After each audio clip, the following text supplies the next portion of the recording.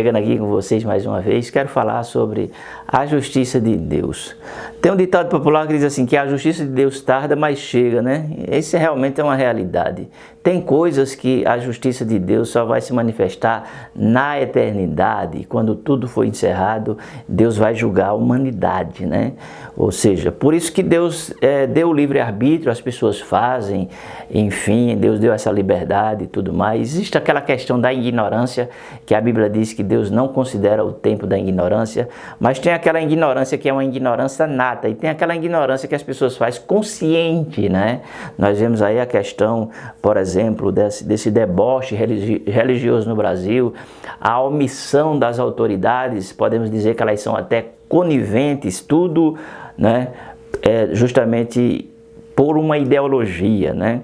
Nós vemos a questão das injustiças sociais, nós vemos a questão, né, das pessoas aí que estão no poder, que elas realmente estão alicerçadas, né, na injustiça, ou seja, elas condenam o justo e, claro, justificam as pessoas que estão erradas, e elas mostram para a sociedade todo um arcabouço, né, ou seja, de narrativas para que as pessoas acreditem, mas a própria sociedade brasileira já não acredita mais na justiça.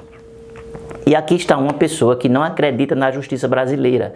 Isso mesmo, eu não acredito na justiça. Infelizmente, pelo que a gente vê, pelo que a gente está aí acompanhando, não é? Isso não de agora, mas há muito tempo, levou-nos a concluir que tudo está alicerçado em cima de mentiras, de corrupção, né?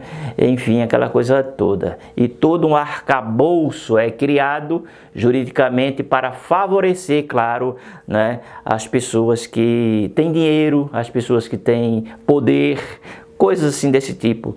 E infelizmente nesse país só quem é preso é ladrão de galinha, que nem ladrão de celular pode ser preso mais, né?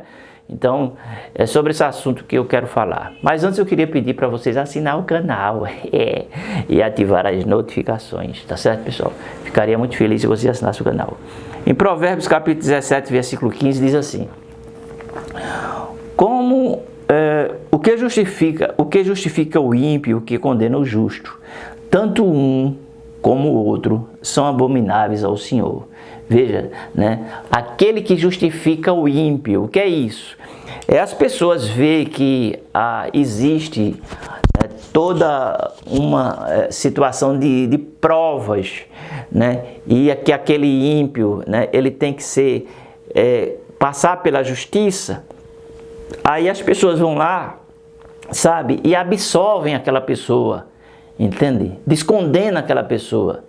Isso é abominável diante de Deus, né?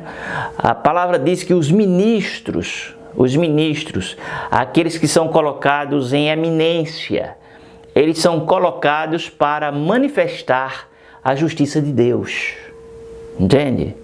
Sabe? Então Deus governa também através dos homens, por isso que Deus constituiu, né, pessoas para terem autoridade, tanto no âmbito espiritual, como no âmbito, né, na questão política, de administrar um país, coisas assim desse tipo. São autoridades investidas por Deus. No entanto, essas autoridades, elas se corromperam, sabe? E elas deixaram de praticar o que é certo, sabe? Para praticar aquilo que é errado, ou seja, a injustiça, entende? E elas têm um poder tão grande que elas usam toda uma máquina para mostrar às pessoas, sabe, que não têm, digamos assim, o uso da razão, que elas estão corretas. E as pessoas acreditam hoje mais na injustiça em prol de uma ideologia do que naquilo que é justo, sabe? A justiça, ela tem que ser imparcial, ela não pode ser uma justiça política, ela não pode ser uma justiça ideológica, ela tem que ser uma justiça correta, sabe? Sem nenhum tipo de parcialidade. Ela tem que ser uma justiça reta, sabe? Para promover o bem e não para promover o mal, como é o caso da injustiça, sabe? Então Deus está dizendo aqui, olha, aquele que condena o ímpio, quando na verdade, aquele que descondena o ímpio, quando na realidade ele deveria ser condenado, é abominação diante dos olhos de Deus, sabe? E aquele que condena o justo, quando na realidade ele deveria ser absolvido, também é abominação diante de Deus. Por quê? Porque Deus, ele é pelo certo, pelo correto, Deus é pela justiça. Quem está errado diante de Deus tem que pagar, sabe? Mas quem não está, quem é inocente e é condenado, né? Justamente diante de narrativas invencionices, sabe? Para condenar uma pessoa, isso tudo é abominação diante de Deus. Por isso que Deus está por aqui com o Brasil, diante de tanta corrupção, de tanta mentira, sabe? Principalmente ali, claro, no STF, no Congresso, sabe? Pessoas que não se preocupam com o país, mas com seus próprios interesses, entende? E nós que somos a igreja, nós erramos muito, porque a igreja ela se mobiliza quando chega aquela questão, né, de decisão. Mas nós temos que nos mobilizar porque as trevas estão se mobilizando todo dia. E muitas vezes nós nos despertamos, nos mobilizamos quando chega aquela data de decidir. Entende agora? Entendeu? E a igreja ela tem que se mobilizar todos os dias, sabe? Para que esse principado, porque isso é um principado orquestrado, claro, pelo pai da mentira. Quem é o pai da mentira? O pai da mentira é Satanás. E Satanás governa através de quem e de quem? Satanás governa através de pessoas. Entende o que eu estou querendo dizer? Então, a nossa guerra, ela é uma guerra espiritual, sabe?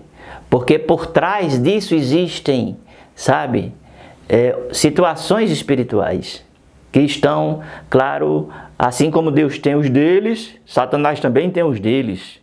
Entendeu agora?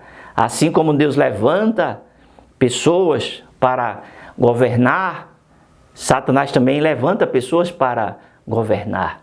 E o propósito dele a gente já sabe, é destruir a família, as crianças, os adolescentes, é fazer a cabeça dos jovens, entende? É trazer toda uma situação, sabe, de desconstrução da sociedade, partindo da célula Mother, que é justamente a família, porque ele sabe que se destruindo a família, ele destrói a sociedade. Destruindo a sociedade, entra-se o anarquismo. Entra o anarquismo, ali está a base para o socialismo, sabe? E aí o que acontece? Tudo isso são situações que vão acontecendo e que a igreja vai perdendo espaço, a espiritualidade vai se fragilizando e as pessoas, infelizmente, não é? Elas vão aceitando aquele caos, sabe? Porque elas concluem e dizem para elas mesmas, isso não tem mais jeito não, tem que ser essa pessoa mesmo, tem que ser isso aí mesmo, esse é que vai resolver o problema. Na realidade, nem ninguém vai resolver o problema, sabe? Porque o problema, ele é espiritual. Sabe? O problema é espiritual. Só quem pode resolver é Deus. Quando houver uma transformação, uma mudança de mente na vida das pessoas. Enquanto não houver essa mudança de mente, vai continuar do jeito que está. E a tendência, claro, é piorar. Porque tem que se cumprir aquilo que é a palavra de Deus nas nações, sabe? Que levantariam-se homens, e já isso há milhares de anos que vem se levantando, homens amantes de si mesmo, que defendem, né, enfim, os seus interesses.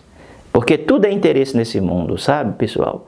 Então, nós que somos o povo de Deus, temos que entender que nós estamos numa batalha, numa guerra, e que nós temos que lutar, não com a carne, como diz Paulo lá em Efésios, que a nossa luta não é contra a carne, não é contra o espírito, mas contra principados e potestades que estão agindo através de pessoas e atuando e estabelecendo o governo e desconstruindo todo uma situação, não é?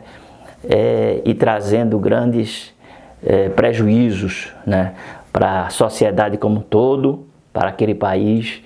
E nós temos que interceder, claro, e temos que orar para que tudo isso mude e nós possamos, claro, viver dias melhores.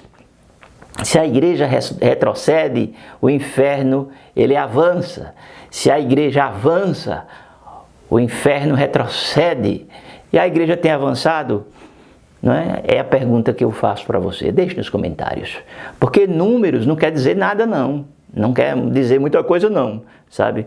A igreja tem retrocedido, do meu ponto de vista, porque tem aumentado a violência, a maioria dos políticos são corruptos, né? Nós temos aí uma corte que é corrupta, nós temos aí um sistema todo orquestrado para destruir, né? E desconstruir, enfim, tá bom, pessoal? Que a justiça se manifeste, né? Ou seja, a justiça de Deus ela é a reta.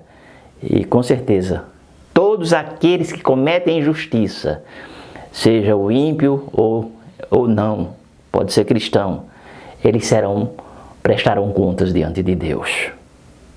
Tá bom? Eu vou ficando por aqui.